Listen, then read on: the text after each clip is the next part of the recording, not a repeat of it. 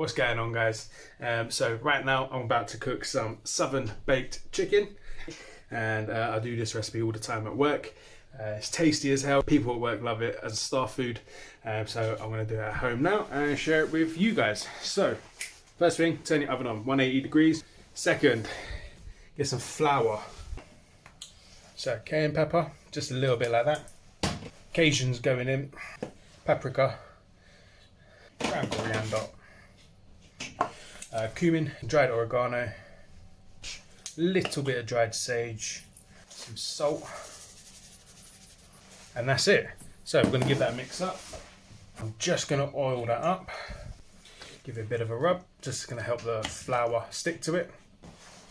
Now the flour's going to go on, so I'll do half now, and just give that a nice coating. There we go, flip them up, and half this side. Chicken going in. So chicken's been in for about 30 minutes now, 35 minutes I think it is. I did crank it up to 220 just to get a crisp on the skin. It is smelling so good. I cannot wait to get this out of the oven. Let's have a look.